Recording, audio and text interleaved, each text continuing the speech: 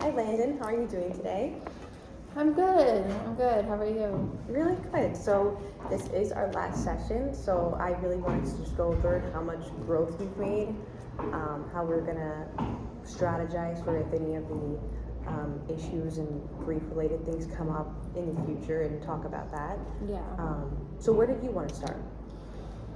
Yeah, I just feel like kind of nervous, I guess, because this has been so helpful for me to process her death.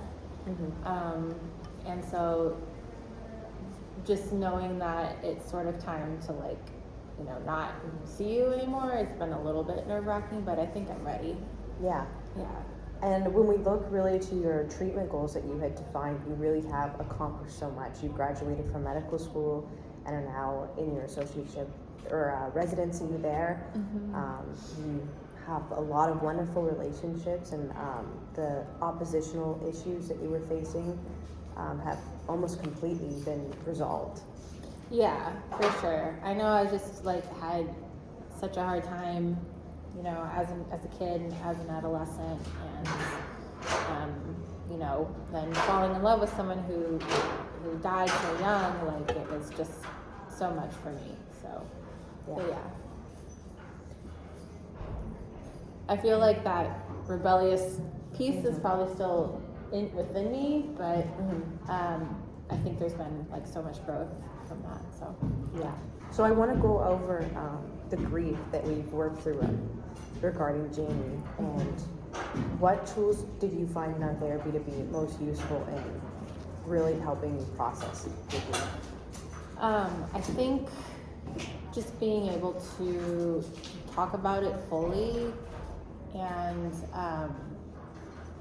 being able to accept her death, and the letter writing we did, that was really helpful, saying goodbye to her, but also I always feel like she's with me somehow, sort of as a guardian angel sort of, so that's been really helpful. Yeah. And if your grief or processing issues do come up regarding Jamie again, how do you think would be a good way to handle it? Do you think that maybe for a little while, at least on Mondays at 4:30 when we usually meet, if it would be helpful to spend time with Jamie's dad? Because I know you said those conversations make you feel closer to her, but not in a way that it's affecting you emotionally negatively and making your grief more prominent. Yeah, definitely. I'm really glad that I still have a relationship with him, and that we're on such good terms and we're so friendly. That's amazing. So I think that would be a good idea. Perfect. I'm so glad to hear that. So I want to do an activity with you, and I'm going to split the paper down in the middle. Okay. And I want you to write down on this side how you felt before therapy,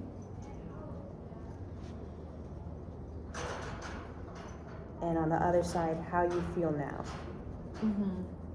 And this could even include strengths you feel like you've really developed in therapy, and all of the resources and tools that you've been open to now that you maybe didn't have before. Yeah, totally. So I do these worksheets a lot with my clients, and they do tend to like them. And then you're going to take this home with you too, so you can reference it. And if you're ever having the self-esteem issues that we worked through at the beginning, you can really reference this and see the work that we've done and the comparison. Yeah, for sure. So before therapy, I felt really lost and confused. And now I feel like I have some clarity, and I feel pretty motivated. That I can't say I felt that way before. And I think too, just feeling so sad and missing her so much. Of course, I'll always still miss her, but the sadness was overwhelming at times. So overwhelming sadness and not knowing how to handle that. And now I still feel sad sometimes, but it's just kind of part of it. Like you talked, it's okay to feel sad, of course I'll feel sad. Yeah, but the lack of rumination now, just really Yeah. digging in for days at a time. Right, like it would just really completely be overwhelming. It was hard to do anything. And so, One thing I've really noticed is after you lost Jamie, you kind of gave up your social circle because they weren't accepting of her. Yes. And after she passed on, you really kind of felt like you lost everything. You didn't have friends, you didn't have community, and yeah. now you have invested in your community through working at the local hospital. Mm-hmm. You have a wealth of resources and individuals you speak with, so really like improving your social circle, I think, has really helped and provided support. Yeah, absolutely. So, I didn't have a community, and now I have a positive support network. So I feel really good about what I'm doing, like with work and graduating medical school. Like I could never have imagined, when I was a teenager that I would be in this position, So,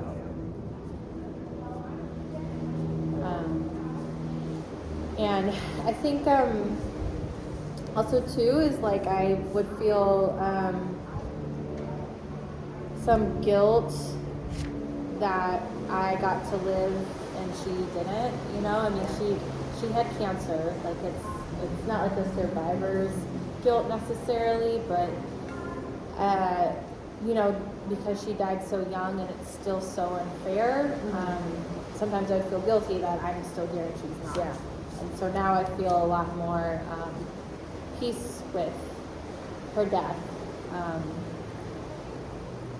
Yeah.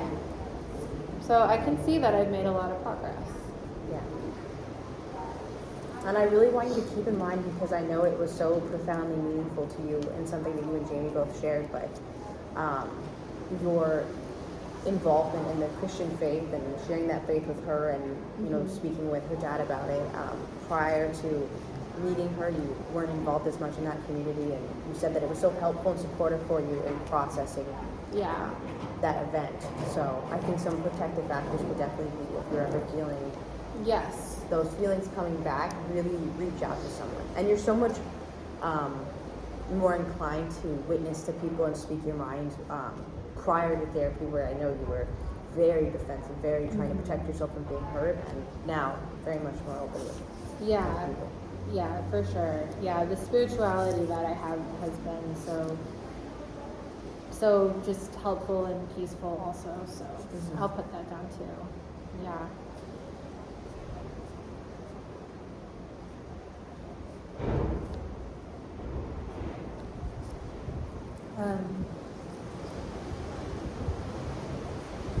So yeah, no faith, and also just anger at the world, Yeah.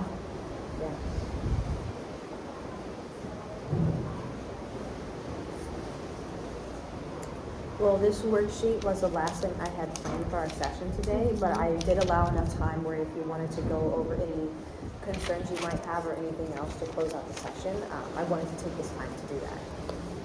Yeah, I think, like I said, I feel a little nervous just because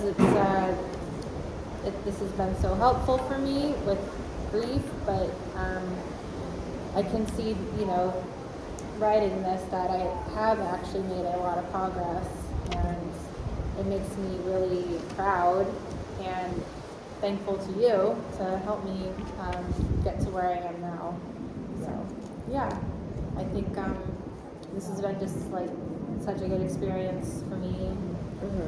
And yeah, like what happened was like basically like a movie, with the way that I met her and what happened, like when we fell in love, and then she died so young. But I feel like I've been able to not move past it, but make a lot of peace with it, and use it as like she's like my guardian angel, like my motivator to live differently. So Well, your progress throughout these sessions has been just tremendous, and I've loved seeing your growth and thank you. really coming to a resolution with this, and it not inflicting your life and permeating your thoughts like it was. So I'm so happy to see that. Thank you. If you ever do feel like you're backsliding or it's becoming too much, we could always go back to maintenance sessions just to reorient things. I don't think that's going to happen, but please do not hesitate to reach out to me again if you're experiencing any issues that you Okay. want to talk about. I will, definitely. Thank you. Thank you. Yay.